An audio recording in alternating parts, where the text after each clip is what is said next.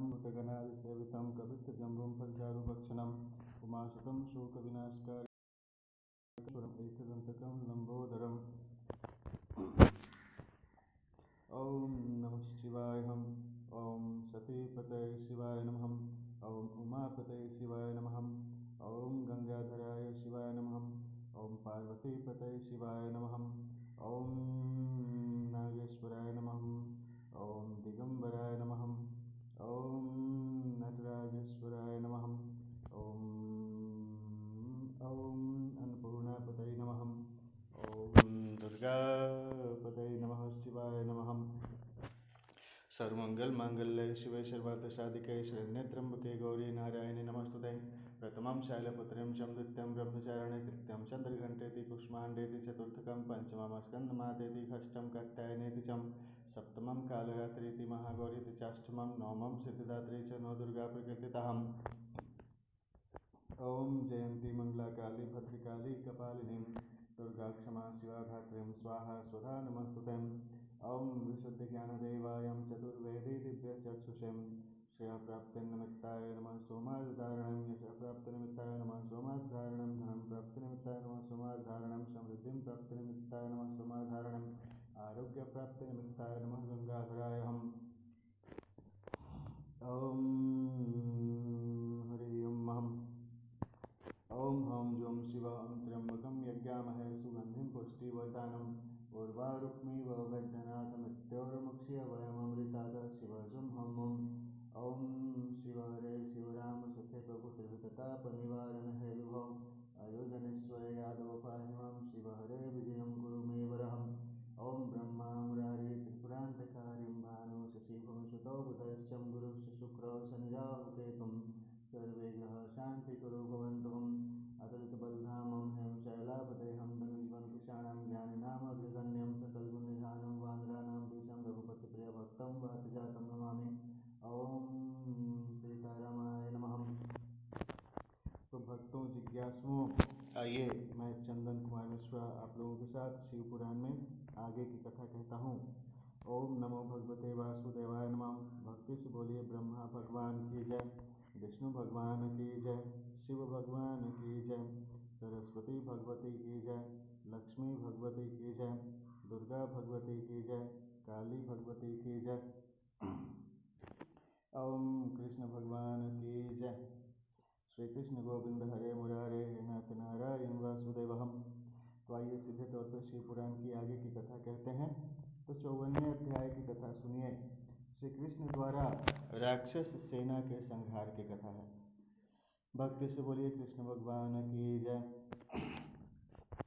महर्षि व्यास जी बोले कि हे मुनिश्रेष्ठ सनत कुमार जी, जब कुष्मांड नामक दैत्य की पुत्री और उषा की सखी चित्रलेखा ने श्री कृष्ण की नगरी द्वारका जाकर वहां से सोते हुए उनके पोते अनिरुद्ध का अपहरण कर लिया, तब श्री कृष्ण ने क्या किया, इससे आगे की कथा से मुझे अवगत कराइए। महर्षि व्यास के इस विनम्र आग्रह को सुनकर ब्रह्मापुत्र सनत कुमार जी बोले कि हे व्यास जी, जब चित्रलेखा रात्रि के समय सोते हुए कुमार अनिरुद्ध को उठा कर ले गई और वहां सुबह द्वारका में जब अनिरुद्ध अपने कक्ष में न दिखाई दिए तो उनकी तलाश आरंभ कर दी गई, परंतु वे जब द्वारका में थे ही नहीं तो मिलते कहाँ से।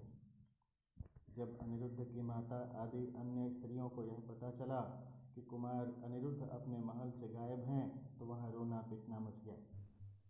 सब स्त्रियाँ रो कर श्री कृष्ण से अनिरुद्ध को ढूंढ कर ले आने की प्रार्थना कर रही थी।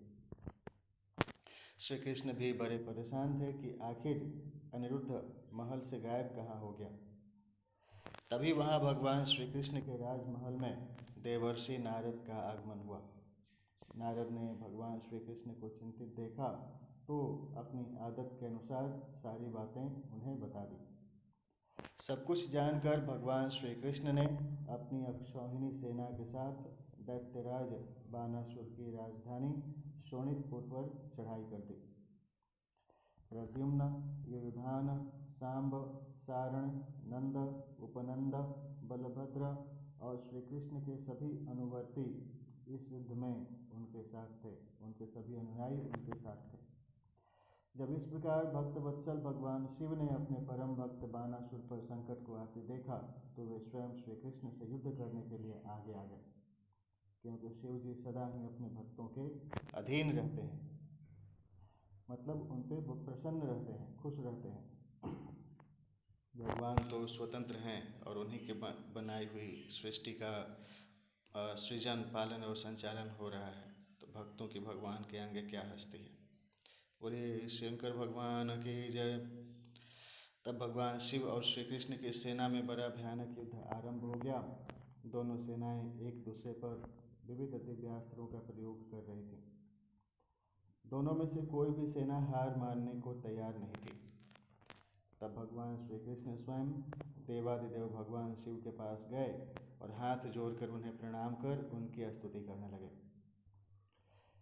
श्री कृष्ण बोले कि हे देवाधिदेव, हे भक्त वत्सल, हे करुणानिधान भगवान शिव, आप सब प्रकार के गुणों से प्रकाशित हैं और अपने दुखों में डूबे हुए भक्तों को दुखों के सागर से उबारते हैं।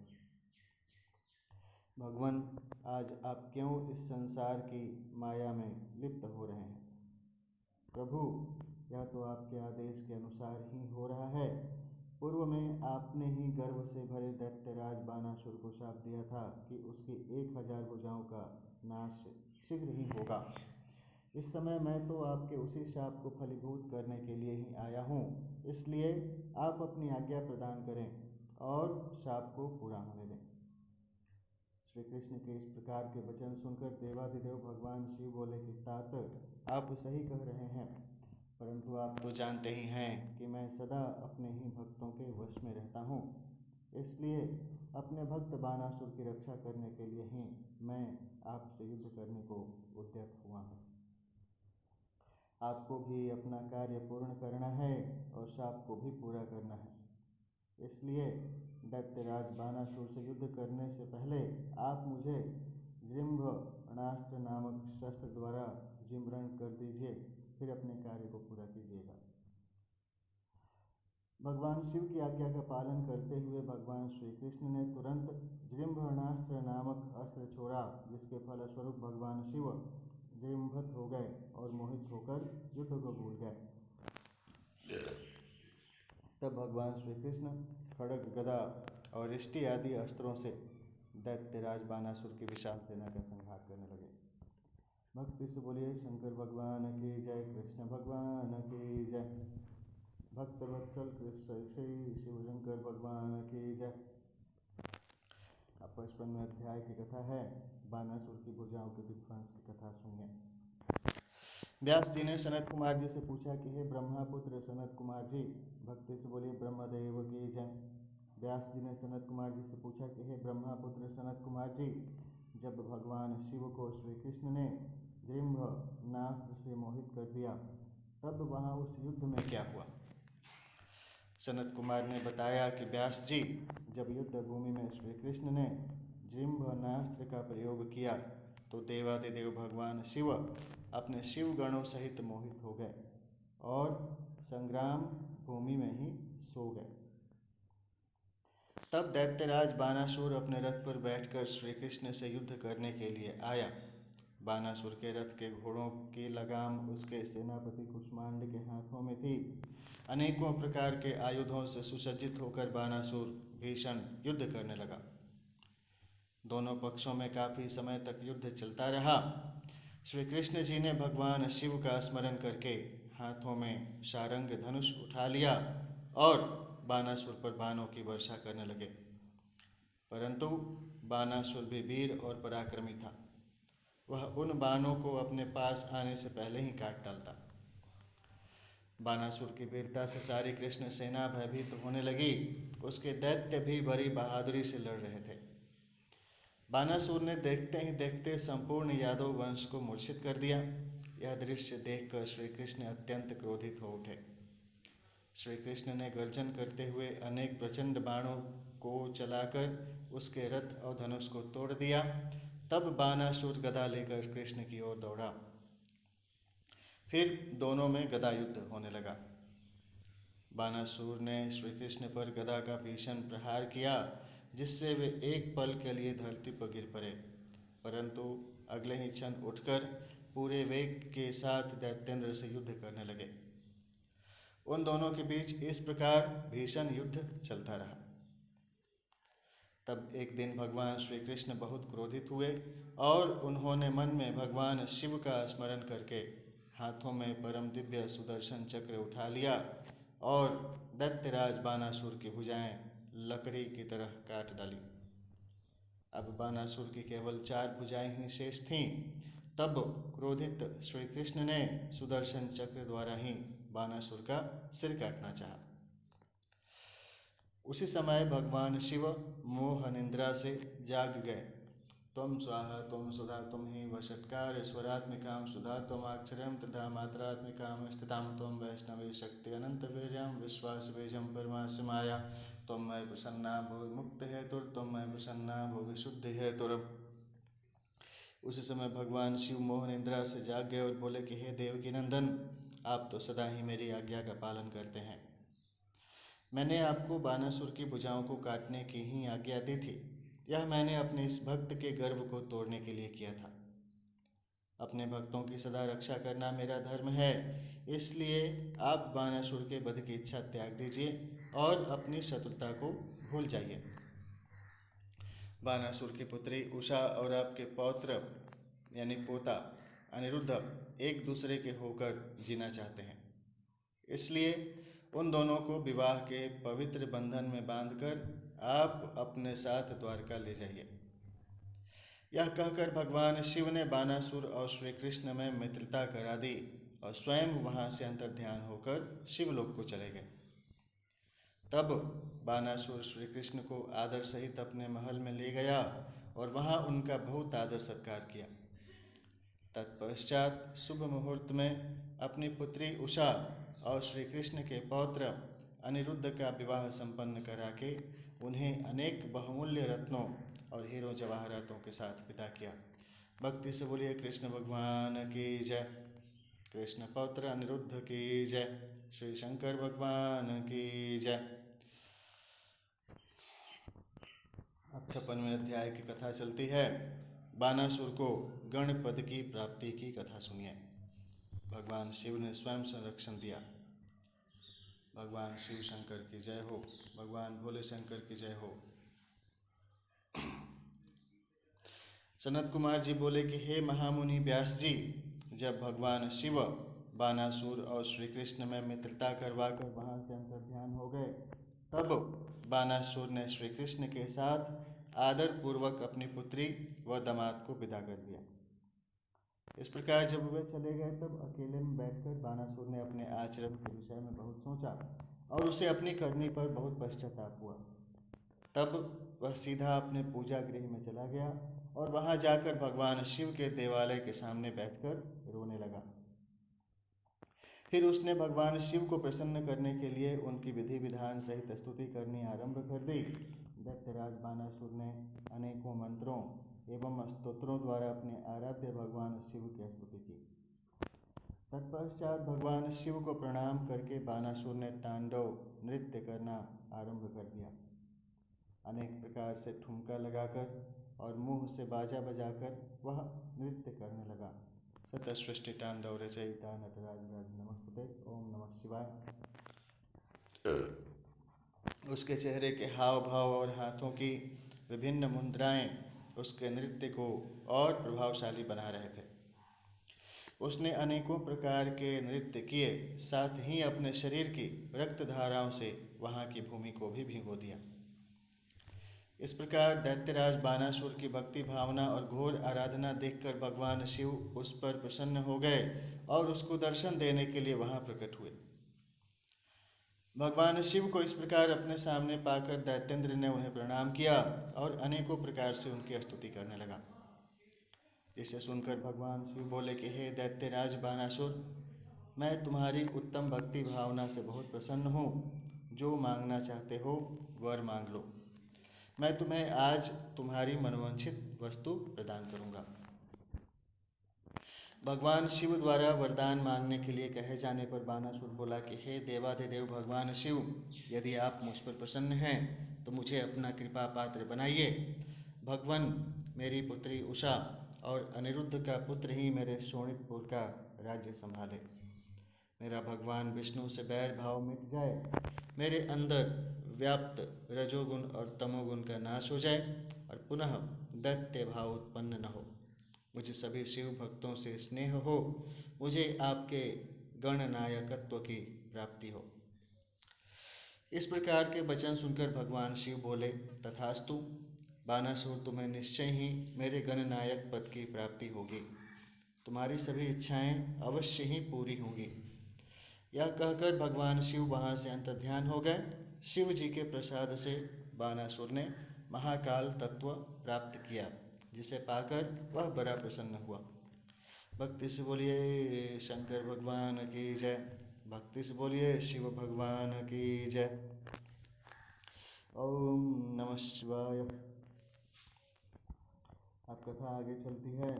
57वां अध्याय है गजासुर की तपस्या एवं वध की कथा सुनिए। सनत कुमार जी बोले कि हे व्यास जी, अब मैं आपको भगवान शशि मौली द्वारा दानवराज गजासुर के संहार की कथा सुनाता हूँ। गजासुर महिषासुर का पुत्र था। जब गजासुर को यह पता चला कि देवताओं के हितों की रक्षा करने के लिए उसके पिता महिषासुर का वध कर दिया गया है, तब उसे देवताओं पर बड़ा क्रोध आया। तब गजासुर ने देवताओं से इसका बदला लेने के लिए घोर तपस्या करनी आरंभ कर दी। काफी समय तक गजासुर ब्रह्मा जी को प्रसन्न करने हेतु तप करता रहा, परंतु ब्रह्मा जी वहां प्रकट नहीं हुए। इधर दूसरी ओर उसके तप की ज्वाला दधकती जा रही थी, जिससे देवता चिंतित हो उठे। गजासुर की तपस्या से दग्ध होकर सभी देवता ब्रह्मा जी की शरण में गए और उन्हें गजासुर की तप की अग्नि से जलने की बात बताई। तब ब्रह्मा जी गजासुर को वरदान देने के लिए गए। गजासुर ने ब्रह्मा जी की स्तुति कर उनसे महाबली और अजेय होने का वरदान प्राप्त किया। तत्पश्चात ब्रह्मा जी उसे वर देकर वहाँ से अंतर्ध्यान हो गए। ओम ब्रह्मदेवाय नमः। प्रत्यक्षं च अगोचरं च ब्रह्मांड स्रष्टा ब्रह्मदेवाय नमः। शिव सखा ब्रह्मदेवाय नमः। विष्णु सखा ब्रह्मदेवाय नमः। सरस्वतीं पतिं ब्रह्मदेवाय नमः। वेदपिता ब्रह्मदेवाय नमः। नारदपिता ब्रह्मदेवाय नमः। प्रजापति दक्षपिता ब्रह्मदेवाय नमः। शिव श्वशुर ब्रह्मदेवाय नमः। विष्णु ससुर ब्रह्मदेवाय नमः। ओम ब्रह्मणे नमः। ब्रह्मा जी से अपना मनचाहा वरदान पाकर गजासुर प्रसन्नतापूर्वक अपने स्थान को आ गया। वरदान पाकर वह गर्वित महसूस कर रहा था। उसने चारों दिशाओं में अपने राज्य का विस्तार करना आरंभ कर दिया था। उसने तीनों लोकों सहित देवता, असुरों, मनुष्यों और इंद्र आदि तथा सब गंधर्वों को जीतकर उनके तेज का हरण कर लिया। उसने सभी को बहुत परेशान किया। पृथ्वी पर रहने वाले सभी ऋषि मुनियों, तपस्वियों, साधु संतों और ब्राह्मणों को गजासुर दुख देने लगा तथा उनके कार्यों में बाधा डालने लगा। इस प्रकार गजासुर अपना राज्य फैलाता जा रहा था। एक बार वह भगवान शिव की प्रिय नगरी काशी में जाकर वहां सबको सताने लगा। तब सभी देवता मिलकर भगवान शिव के पास गए और उनसे हाथ जोड़कर प्रार्थना करने लगे। ओम नमः शिवाय। भगवान शिव को नमस्कार है। हे भक्त वत्सल, हे कृपा निधान, उस गजासुर नामक दैत्य से हमारी रक्षा करें। देवताओं की प्रार्थना मानकर भगवान शिव सबकी रक्षार्थ अपना त्रिशूल लेकर गजासुर का वध करने के लिए पहुंचे। तब भगवान शिव और दैत्यराज गजासुर में बड़ा भयानक युद्ध हुआ। वह तलवार लेकर शिव जी पर झपटा। शिव जी त्रिशूल द्वारा उस पर प्रहार करने लगे। अंत में देवाधिदेव भगवान शिव ने त्रिशूल का वार किया और उसे त्रिशूल के सहारे ऊपर उठा लिया। इस प्रकार जब त्रिशूल ने उसके शरीर को भेद दिया, तब अपना अंतिम समय निकट जानकर दैत्यराज गजासुर भगवान शिव की आराधना करने लगा और शिव जी को प्रसन्न करने हेतु उनकी स्तुति करने लगा। ओम नमः शिवाय। गजासुर बोला कि हे महादेव, हे कल्याणकारी, हे भक्तवत्सल, आप तो सबके ईश्वर हैं, देवों के देव महादेव हैं। आप सदा अपने भक्तों की रक्षा करते हैं और सदा भक्तों के भक्ति के सम्मान करते हैं और भक्त आपके अधीन रहते हैं। आप सबका कल्याण करने वाले तथा सबके कष्टों का निवारण करने वाले हैं। आप निर्गुण निराकार हैं। सब शरणागतों की रक्षा कर आप उनकी इच्छाओं को पूरा करते हैं। सत्यम शिवम सुंदरम। बोलिए भोला दानी भोले बाबा की जय। ऐसे देवादिदेव भगवान महादेव शिव को मैं प्रणाम करता हूँ। हे प्रभु शिव, मुझ पर प्रसन्न होइए और मेरे कष्टों का निवारण कीजिए। दैत्यराज गजासुर की भक्ति भावना से की हुई उत्तम प्रार्थना को सुनकर भगवान शिव को बहुत प्रसन्नता हुई। वे बोले कि दैत्येंद्र, मैं तुम पर प्रसन्न हूँ, जो चाहो मांग सकते हो, तुम्हारी मनोकामना मैं अवश्य पूरी करूँगा। भगवान शिव के वचनों को सुनकर गजासुर प्रसन्नता पूर्वक बोला कि हे देवादिदेव भक्त वत्सल भगवान शिव, यदि आप सच में मेरी आराधना से प्रसन्न हुए हैं तो मेरी विनती स्वीकार करें। प्रभु, आपने अपने पवित्र त्रिशूल से मेरे शरीर को स्पर्श किया है, इसलिए मैं यह चाहता हूँ कि मेरे शरीर का चर्म आप धारण करें। भगवान, आप सदा मेरी खाल का ही ओढ़ना धारण करें और आज से आप कृतिवासा नाम से विख्यात हों। ओम बाघंबराय शिव नमः। भगवान शिव ने प्रसन्नतापूर्वक दैत्यराज गजासुर को उसका इच्छित वरदान प्रदान किया और बोले कि हे गजासुर, तुम्हारे शरीर को आज मेरी प्रिय काशी नगरी में मुक्ति मिलेगी। तुम्हारा शरीर यहाँ मेरे ज्योतिर्लिंग के रूप में स्थापित होगा और कृतिवासेश्वर नाम से जगत प्रसिद्ध होगा। इसके दर्शनों से मनुष्यों को मुक्ति और मोक्ष की प्राप्ति होगी। यह कहकर भगवान शिव ने गजासुर के शरीर के चर्म को ओढ़ लिया और कृतिवासेश्वर ज्योतिर्लिंग की स्थापना हुई, जिसके फलस्वरूप वहाँ काशी में बहुत बड़ा उत्सव हुआ और सब देवता बहुत प्रसन्न हुए। तत्पश्चात भगवान शिव वहाँ से अंतर्ध्यान हो गए। सभी देवता का पूजा करते हैं। भगवान शिव के तो लाखों करोड़ों भक्त हैं और सारे भक्त अपने अपने भगवान शिव का ज्योतिर्लिंग बना करके पूजा करते हैं। कोई मिट्टी का बनाते हैं, कोई सीमेंट का बनाते हैं, कोई पत्थर का बनाते हैं। तो अपना अपना नाम लगा करके आप अपना शिवलिंग बना सकते हैं। अमुक नामेश्वर ज्योतिर्लिंगाय नमः, अमुक नामेश्वर शिव मंदिर नमः, अपना अपना नाम लगा करके फलना शिव मंदिर अपना लिख सकते हैं अपना नाम। जैसे चंदन शिव मंदिर हो गया, चंदनेश्वर शिव मंदिर। उस तरीके से सब लोग अपना अपना नाम लगा करके भगवान शिव की मंदिर स्थापना कर सकते हैं। मिट्टी का भी बना करके पूजा कर सकते हैं। हाथ में पानी ले लीजिए, शिवलिंग मान करके, वो भी शिवलिंग की पूजा हो गई। बोलिए हर हर महादेव की जय। बोलिए काशी विश्वनाथ भगवान की जय। इसके फलस्वरूप वहाँ काशी में बहुत बड़ा उत्सव हुआ और सब देवता बहुत प्रसन्न हुए। तत्पश्चात भगवान शिव वहाँ से अंतर्ध्यान हो गए। भक्ति से बोलिए शंकर भगवान की जय। अब 58वां अध्याय है। दुंदुभि निर्ह्राद का वध की कथा सुनिए। भक्ति से बोलिए ब्रह्मदेव की जय, विष्णुदेव की जय, शिवदेव की जय, सरस्वती देवी की जय, लक्ष्मी देवी की जय, काली देवी की जय, दुर्गा देवी की जय, पृथ्वी देवी की जय, पृथ्वी देवी की जय। ओम नमः शिवाय। सनत कुमार जी बोले कि हे व्यास जी, अब मैं आपको भगवान शिव द्वारा दुंदुभि निर्ह्राद नामक दैत्य के वध की कथा बताता हूँ। जब भगवान श्रीहरि विष्णु ने महाबली हिरण्याक्ष का वध किया, तब हिरण्याक्ष की माता दीति को बहुत दुख हुआ। तब देवताओं के घोर शत्रु दुंदुभि निर्ह्राद ने दीति को अपने साथ मिला लिया और उनसे कहा कि देवताओं की ताकत को तभी कम किया जा सकता है जब उनकी पूजा करने वाले ब्राह्मणों को नष्ट कर दिया जाए। इसलिए हम भगवान शिव से सभी भक्तों की रक्षा के लिए प्रार्थना कर सकते हैं और प्रार्थना करते हैं। हे देव शिव, सर्वेषु भक्तेषु रक्षः च सर्वेषु अभक्तेषु भक्तिप्रदः ज्ञानप्रदः वरदः। ओम नमः शिवाय। तो कथा ऐसी शुरू होती है 58वां अध्याय है। दुंदुभि निरहराद के वध की कथा है। सनत कुमार जी बोले कि हे व्यास जी, अब मैं आपको भगवान शिव द्वारा दुंदुभि निरहराद नामक दैत्य के वध की कथा बताता हूँ। जब भगवान श्रीहरि विष्णु ने महाबली हिरण्याक्ष का वध किया, तब हिरण्याक्ष की माता दीति को बहुत दुख हुआ। तब देवताओं के घोर शत्रु दुंदुभि निरहराद ने दीति को अपने साथ मिला लिया और उनसे कहा कि देवताओं की ताकत को तभी कम किया जा सकता है जब उनकी पूजा करने वाले ब्राह्मणों को नष्ट कर दिया जाए। हम भगवान शिव से अपने भक्तों की रक्षा की प्रार्थना करते हैं और साथ ही भगवान सरस्वती से ऐसी प्रार्थना करते हैं, भगवती सरस्वती से, कि सभी अभक्तों के अंदर ही भक्ति का भावना का ज्ञान मिले और वो लोग भी भक्त बन जाएं और ब्राह्मणों की रक्षा हो, भक्तों की रक्षा हो। तो कथा में आगे उसने कहा कि जब ब्राह्मण नष्ट हो जाएंगे तब यज्ञ नहीं होंगे, और जब यज्ञ नहीं होंगे तब देवताओं को भोजन नहीं मिलेगा। इस कारण से वे निर्बल हो जाएंगे।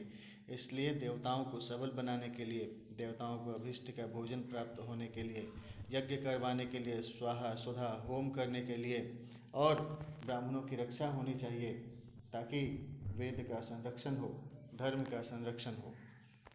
यह विचार मन में करके वह दुष्ट फिर विचार करने लगा और तपस्या करने वाले ब्राह्मणों की खोज करने लगा। जब उन्हें यह ज्ञात हुआ कि काशी नगरी ब्राह्मणों की भूमि है, इसलिए सर्वप्रथम हमें वहीं से अपना कार्य आरंभ करना चाहिए। वह दुंदुभि निरहराद नामक दैत्य कुशा और समझा लेने जाने वाले ब्राह्मणों को मारने लगा। वह नदियों और तालाबों में जल जीव बनकर छिप जाता तथा वहाँ स्नान करने आए साधुओं और तपस्वियों को वहीं मार देता तथा वनों में बंचर बनकर ब्राह्मणों का वध कर देता था। रात में बाघ का रूप धारण करके वह ब्राह्मणों को खाने लगा। दिन में वह मुनियों की तरह ध्यान लगाकर मुनियों के बीच बैठ जाता। इस प्रकार उस दुष्ट राक्षस ने बहुत सारे ब्राह्मणों का वध कर दिया। बहुत सारे हिंसक जीव होते हैं जिन पर नियंत्रण करने के लिए आदि शक्ति दुर्गा जगदम्बा महामाया की कृपा से उनका शक्ति का नियंत्रण होता है। इस तरीके से अन्य देवताओं की भी शक्ति का नियंत्रण देवी देवता करते हैं। एक शिवरात्रि के दिन भगवान शिव का एक भक्त देवालय में बैठकर भगवान शिव का पूजन करने के पश्चात ध्यान कर रहा था। निरहराद ने जब इस प्रकार उसे अकेला देखा तो बाघ का रूप धारण कर उसे खाने के लिए आगे बढ़ा, परंतु उसने पहले ही अपने चारों ओर शिव मंत्र रूपी कवच धारण किया हुआ था, इसलिए वह उस शिव भक्त को खा नहीं सका। इधर भक्तवत्सल भगवान शिव ने अपने भक्त पर आए उस संकट को जान लिया।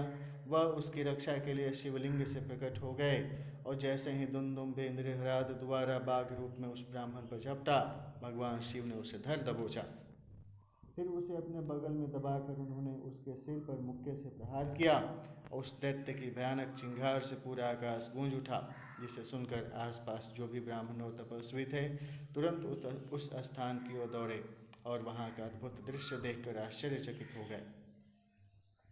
भगवान शिव ने उस दुंदुभि निरहराद नामक असुर को अपनी बगल में दबा रखा था। यह देखकर सभी ब्राह्मण और भक्त जन हाथ जोड़कर भगवान शिव की आराधना करने लगे। तब उनकी भक्ति भावना से की गई आराधना को सुनकर भगवान शिव बोले कि हे मेरे प्रिय भक्तों, जो मनुष्य यहाँ आकर श्रद्धा भाव से मेरे स्वरूप का दर्शन करेगा, मैं उसके सभी कष्टों और दुखों का नाश कर दूंगा। मेरे इस लिंग का स्मरण करने के पश्चात आरंभ किए गए हर कार्यों में मनुष्यों को सफलता मिलेगी। शिव जी बोले, अहम सर्वेषु भक्तेषु रक्षा करिष्यामि, अहम सर्वेषु भक्तेषु सकल कष्ट निवारयामि, मम स्मरण सर्वेषु भक्तेषु सकल मनोवांछित कामना पूर्ण करिष्यामि। एतद् मंत्रम च व्याकरणम मंत्र शुद्धते। ओम नमः शिवाय। हम तो भगवान शिव ने कहा कि हे मेरे प्रिय भक्तों, जो मनुष्य यहाँ आकर श्रद्धा भाव से मेरे स्वरूप का दर्शन करेगा, मैं उसके सभी कष्टों और दुखों का नाश कर दूंगा। मेरे इस लिंग का स्मरण करने के पश्चात आरंभ किए गए हर कार्य में मनुष्यों को सफलता मिलेगी। इस संसार में जो भी मनुष्य व्याघ्रेश्वर नामक उत्तम शिवलिंग के प्राकट्य के इस उत्तम चरित्र को स्वच्छ निर्मल मन एवं श्रद्धा भाव से सुनेगा, सुनाएगा, पढ़ेगा या पढ़ाएगा, उसकी सभी मनोकामनाएं अवश्य पूरी होंगी तथा उसके समस्त दुखों और कष्टों का नाश होगा। अंत में उस मनुष्य को मोक्ष की प्राप्ति होगी।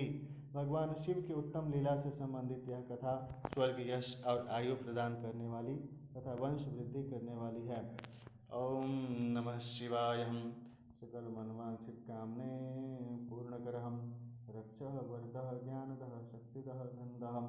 ओम शिवाय नमः। भक्ति से बोलिए शिव भगवान की जय। अब कथा आगे चलती है। 59वां अध्याय है विदल और उत्पल नामक दैत्यों के वध की कथा सुनिए। भक्ति से बोलिए शिव भगवान की जय। सनत कुमार जी बोले कि हे महामुनि वेद व्यास जी, अब मैं आपको विदल और उत्पल नामक 2 महादैत्यों के विनाश की कथा सुनाता हूँ। विदल और उत्पल दैत्यों ने ब्रह्मा जी की कठोर तपस्या करके उनसे किसी भी पुरुष के हाथों से न मरने का वरदान प्राप्त कर लिया था। यह वरदान पाकर वे दोनों दैत्य अपने को महावीर, बलवान और पराक्रमी समझने लगे थे। तब उन्हें अपने पर बड़ा अभिमान हो गया था और उन्होंने अपने बल से सारे ब्रह्मांड को जीतकर अपने वश में कर लिया था। तत्पश्चात उन्होंने सब देवताओं को भी युद्ध में परास्त कर दिया और उनके स्वर्ग लोक पर अधिकार कर लिया। सब देवताओं ने ब्रह्मा जी को अपनी कथा सुनाई। तब ब्रह्मा जी ने उन्हें आश्वासन दिया और समझाया कि आप देवी पार्वती सहित भगवान शिव की आराधना करें, वही आपके दुखों को दूर कर सकते हैं। आप सब उन्हीं की शरण में जाएं। भगवान भक्तवत्सल हैं, वे निश्चय ही आपका कल्याण करेंगे। तब ब्रह्मा जी की आज्ञा मानकर देवता शिव शिवा की जय जयकार करते हुए अपने अपने धाम को चले गए। एक दिन की बात है, देवर्षि नारद भगवान शिव की इच्छा से प्रेरित होकर विदल और उत्पल नामक दैत्यों के पास गए और वहां उन्होंने उन महादैत्यों से देवी पार्वती के रूप और सौंदर्य की बहुत प्रशंसा की। उनके रूप की प्रशंसा सुनकर दैत्य काम से पीड़ित हो गए। उन्होंने अपने मन में देवी पार्वती का हरण करने के बारे में सोचा। इस बुरी भावना को मन में लिए वे दैत्य पार्वती जी को देखने के लिए चल दिए। एक बार जब देवी पार्वती अपने सहेलियों के साथ गेंद से खेल रही थीं, तब आकाश मार्ग से जाते समय उन दुराचारी दैत्यों की दृष्टि देवी पार्वती पर पड़ी। वे महादैत्य शिवगणों का रूप धारण करके उनके निकट पहुँचे। उनकी आंखों की चंचलता को देखकर भगवान शिव ने उन्हें तुरंत पहचान लिया। उन्होंने अलौकिक रीति से देवी पार्वती को भी इस बात का ज्ञान करा दिया कि वे शिवगण नहीं, राक्षस हैं। अपने आराध्य पति सर्वज्ञ शिव की बातों को देवी पार्वती ने समझ लिया और महादैत्यों को उनकी करनी का फल चखाने के लिए देवी पार्वती ने सखियों के साथ खेलते खेलते इस प्रकार से गेंद घुमाकर मारी कि उसकी चोट से चक्कर खाकर विदल और उत्पल नामक दैत्य धरती पर इस प्रकार गिर पड़े जैसे तेज वायु के झोंके से पके हुए फल टपक कर धरती पर गिर जाते हैं। जिस प्रकार वज्र के प्रहार से बड़े बड़े शिखर पल में ढह जाते हैं, गिरते ही उनके प्राण पखेरु उड़ गए। इस प्रकार उत्पल और विदल नामक महादैत्यों का वध करने के पश्चात वह गेंद ज्योतिर्लिंग के रूप में परिणत हो गई और दुष्टों का नाश करने वाला वह लिंग कंदुकेश्वर नाम से विख्यात हुआ। यह लिंग ज्येष्ठेश्वर के निकट स्थित है। काशी में स्थित कंदुकेश्वर ज्योतिर्लिंग दुष्टों का नाश करने वाला तथा भोग और मोक्ष प्रदान करने वाला है। काशी में काशी विश्वनाथ का मंदिर है, वहाँ पूजा करते हैं और सारे भक्त अपने अपने नाम से अपना मंदिर का पूजा बना करके करते हैं, जैसा कि हमने बताया, जो कि विधि संगत है, धर्म संगत है। तो आगे बताया गया है कि काशी में स्थित काशी विश्वनाथ मंदिर कंदुकेश्वर ज्योतिर्लिंग दुष्टों का नाश करने वाला तथा भोग और मोक्ष प्रदान करने वाला है तथा मनुष्यों की सारी मनोकामनाओं को पूरा करता है। इस अनुपम कथा को सुनने अथवा पढ़ने से भय और दुख दूर हो जाते हैं तथा सुखों की प्राप्ति होती है और अंत में दिव्य गति की प्राप्ति होती है। ब्रह्मा जी बोले कि हे मुनीश्वर, मैंने आपको समस्त मनोरथों को पूरा करने वाले रुद्र संहिता के युद्ध खंड को सुनाया। यह शिव जी को प्रिय है और भक्ति और मुक्ति प्रदान करने वाला है। श्री रुद्र संहिता युद्ध खंड संपूर्ण। रुद्र संहिता संपूर्ण। ओम नमः शिवाय। शुद्ध ज्ञान देवाय चतुर्वेदी दिव्य चक्षुषे प्राप्ति निमित्ताय नमः सोमावतारणं। नमो दिव्याय महादिव्याय शिवाय सत्तां नमः। नमो प्रसिद्धाय भद्राय नियता पंथा स्मृताम्। ओम नमः शिवाय। हम अब अगले एपिसोड में हम आपके साथ श्री शतरुद्र संहिता की कथा कहेंगे। तब तक के लिए आप लोग ओम नमः शिवाय और सभी भगवान का नाम स्मरण करें, देवी देवताओं का ध्यान करते हुए अपने अपने कर्म को करें, ऐसी शुभकामना है। ओम कर्पूर गौरम करुणावतारम संसार सारम भुजगेंद्रहारम सदा वसंतम हृदयारविंदो भावम भवानी सहितम नमामि। ओम नमः शिवाय। हम भगवान शिव के 5 अवतार की कथा हम आपके साथ अगले एपिसोड में कहेंगे। ओम नमः शिवाय। बोलिए हर हर महादेव की।